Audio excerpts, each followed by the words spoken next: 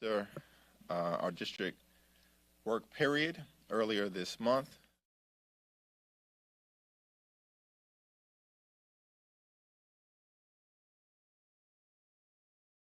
Republicans are all about. We have real challenges in America, and House Democrats are continuing to focus on putting people over politics, working on lower costs, better paying jobs, safer communities, defending democracy, fighting for reproductive freedom, combating the gun violence epidemic, protecting and strengthening Social Security, and building an economy from the middle out and the ground up. That's what House Democrats are focused on to make life better for everyday Americans. Extreme MAGA Republicans from the very beginning of the 118th Congress have been focused on banning abortion care and bullying women, banning books about our history and bullying parents, and this week they've decided that they want to ban trans children from playing sports and bullying kids. That's the extreme MAGA Republican agenda. They're not focused on the economy, not focused on jobs, not focused on health care, not focused on inflation, not focused on public safety. In fact, they want to defund the FBI and defund the Department of Justice. The extreme MAGA Republicans are showing the American people who they are. They're not even trying to hide their extremism. And Exhibit A is Marjorie Taylor Greene. She's totally out of control. But they don't care. The leadership apparently supports Marjorie Taylor Greene. The rank and file Republicans apparently support Marjorie Taylor Greene. She's allowed to lie. She's allowed to debase the institution.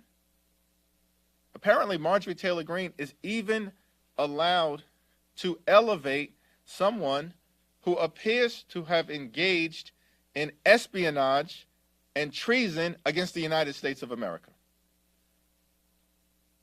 And it doesn't matter, because Marjorie Taylor Greene is the face of this version of the House Republican Conference. Questions? Thank you, Mr. Leader.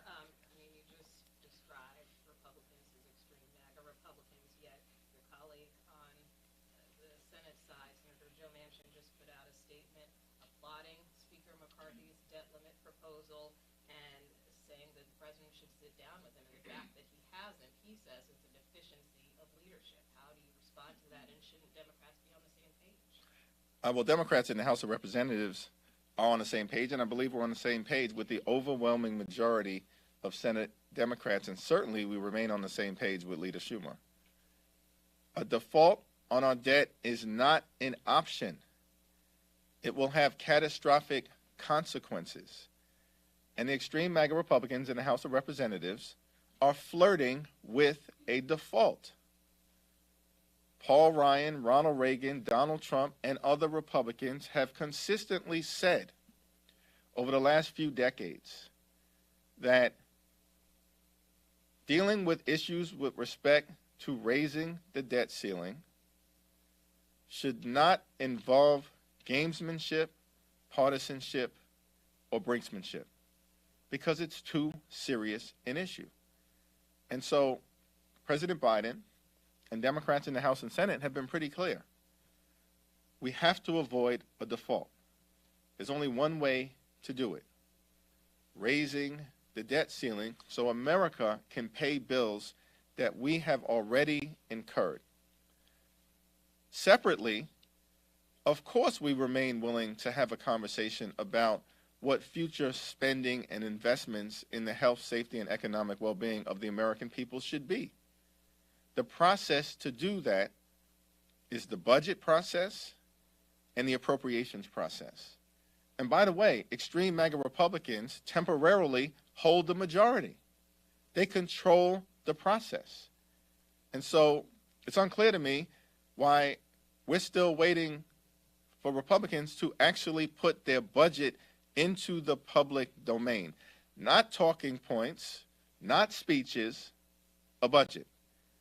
And once they have a budget, I think we're all willing to sit down and have a conversation about spending priorities that make sense for the American people. In terms of Senator Manchin and his statement, do you think he's out of line? I rarely, if ever, comment on what members of the other side of the Capitol have to say. To stay on the debt limit just a little bit, it does feel like the White House and McCarthy might be talking past each other. McCarthy does like to talk about the relationship that you guys have been able to build. Is there a way for you to help this process along? Are you having conversations with him, even if he's not talking to the White House? Well, with respect to the issue related to avoiding a default on our debt, I think Speaker McCarthy's position has been clear and it's in the public domain, and my position has been clear, it's in the public domain. And on this issue, we've just agreed to disagree. We'll continue not to be disagreeable with each other. I think that's the appropriate place for our relationship to remain, and that, from my standpoint, will continue to be the case. But this is a serious issue that should be resolved free of partisanship, gamesmanship, and brinksmanship. We're at a point right now where House Republicans are going to have to produce the votes for their extreme legislative proposal. And they'll either produce the votes and they'll pass a bill out of the House next week, or they won't. I'm pretty confident that not a single member of the House Democratic Caucus is going to support their extreme proposal, because we don't want to flirt with a default. A default will crash the stock market and impact people's retirements. A default will trigger a job-killing recession, and a default will dramatically increase costs on everyday Americans. That is not to be played with, particularly given the fact that we are trying to emerge from COVID and shutdowns of our economy because of a once-in-a-century global pandemic. And the last thing that we need right now is a man-made, manufactured default crisis because extreme MAGA Republicans are trying to jam their radical right-wing ideology down the throats of the American people. That transgender bill that just passed is expected to be dead in the water in the Senate, but I wonder what type of impact, if any, do you think these types of legislation could have in the 2024 election where the House, Senate, and presidency are all up for grabs? I believe in the fundamental goodness and decency and integrity and respectfulness of the American people. And for me, this is not about politics. This is about being there for all of America's children, including transgender children who just want to be able to live and to belong and to make friends. That's something that all Americans, I believe, all decent, kind-hearted Americans fundamentally support. And the extreme MAGA Republicans are trying to sensationalize an issue that doesn't really exist in the way that they are falsely portraying. If this is about elite sports competition, let's allow the relevant organizations involved in elite sports competition to do what they do and to set the framework and the boundaries and the rules of engagement. And you know what? Many of them already have. The NCAA already has a policy as it relates to this issue. So does the International Olympic Committee. So does the Track and Field Association. And many high school athletic associations have this issue addressed. So what this is about, again, extreme MAGA Republicans doing everything possible to jam their right-wing ideology down the throats of the American people. And it continues to happen. It's happened with abortion care, happening with banning books about our history, and now they want to bully kids, transgender kids. By the way, more than 50% of transgender children have either contemplated suicide or attempted suicide. Where is the decency on the other side of the aisle that in the face of that dynamic, you want to bully trans kids and create an issue because you think it's politically going to benefit you? I believe it will not. Republicans are going after you in a new ad. They're going after the op-ed you wrote in college defending your uncle and the comments you made about black conservatives. Do you stand behind the arguments you made in that op-ed, and do you stand behind the comments your uncle has made about Jewish people? Well, first of all, I think I've made clear consistently that I do not share any of the controversial views that were expressed by my uncle more than 3 decades ago. Not now, not ever. And equally significant, as I've said, my track record in public service and professionally for more than 2 decades of bringing people together and standing up for every single community, including the black and Jewish communities that I proudly represent in Brooklyn, speaks for itself. Thank you, Mr. Leader. 2 questions, if I could. One, just to follow up on the debt ceiling. You said you're confident that most Democrats will vote against this Republican package. Are you certain, and are you looking against it? And then I just had another quick question on foreign policy. Congress is going to be free from the leaks investigation. Are you satisfied with the information you're hearing from the Intelligence Committee and the other briefers? And is there anything Congress is considering, that could prevent these kinds of national security leaks? Well, I'll take the second question first. We remain in dialogue with the intelligence community at different levels, including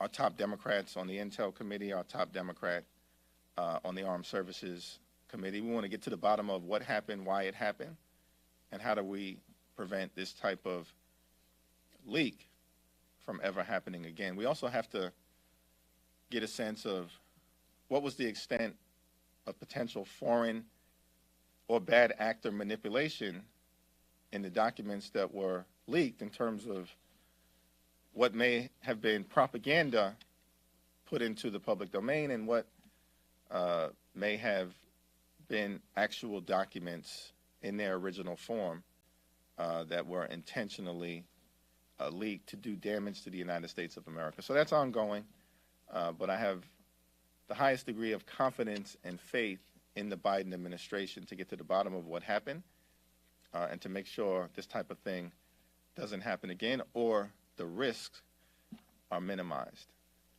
In terms of the extreme MAGA Republican so-called proposal that is really just marching us possibly toward a default, I haven't had the opportunity to speak to every single member of the House Democratic Caucus, but based on my conversations with the spectrum of people who are within the House Democratic Caucus, I haven't spoken to a single person yet that supports the extreme MAGA Republican proposal. Our position has always been the responsible one, the reasonable one. By the way, we're Team Reasonable, we're Team Normal, we're Team America, get stuff done, they're Team Extreme. And this is an example of an extreme MAGA Republican proposal. Dramatically cut things just for the purpose of cutting things that would undermine the health, safety, and economic well-being of the American people. By the way, they have us in a hostage-taking situation, and they haven't even been able to fully figure out the ransom note, which tells me that this is not really about principled public policy. Perhaps this is just about promises that were made to some of the more extreme elements within the party, and they're determined to have this fight for the sake of having a fight. But the problem is that even flirting with a default can do economic damage to everyday Americans. Senator Manchin's position aside, it seems there are others in the party who want a conversation between the White House and Speaker McCarthy to start over debt. Do you think that's appropriate for that conversation to begin? Who are the others in the party? Other House Democrats. I haven't had a single House Democrat say to me anything other than, yes, we believe that we have to avoid a catastrophic default on our debt, and the way to do that is the way that it's been done for the last 100 years, to make sure, as was the case 3 times during the Trump administration, that we pay bills that the United States has already incurred. The American people understand that. You don't get a bill that you've already purchased items in connection with and say to yourself, no, I've kind of decided that it's not the right thing to do at this point in time, and want to have a fight about it unjustifiably. And so I believe that we also have taken the responsible position, which is to say, yes, let's have a debate and a discussion about the types of spending and investment and revenue priorities that would work best for the American people. Joe Biden has already put his budget forward for the American people to evaluate.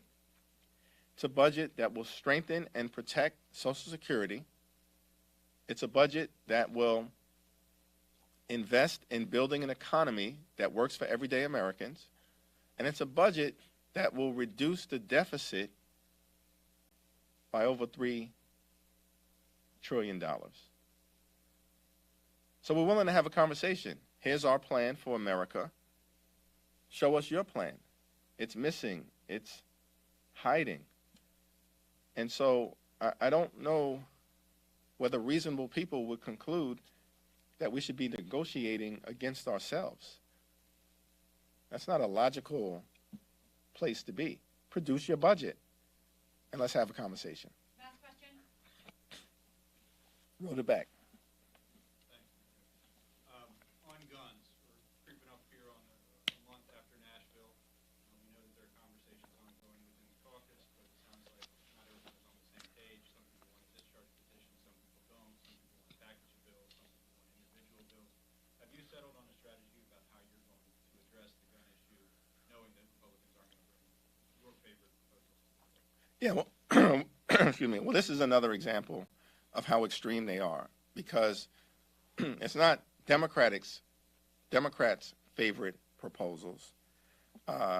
These are proposals, whether it relates to extreme risk protection laws or universal criminal background check legislation, or even the assault weapons ban, because we should not have our streets flooded with weapons of war that aren't used to hunt deer. They're used to hunt and slaughter children in classrooms that we've seen. These gun safety proposals actually have broad support amongst the American people. But the reason why we haven't been able to address them is because of the obstruction of the extreme MAGA Republican House majority. That is very unfortunate. And yes, we're having ongoing conversations about how to continue to highlight the fact that we stand with the American people in wanting to do something decisively on gun safety, and the fact that the extreme MAGA Republicans stand with the MRA. So you haven't settled on a strategy?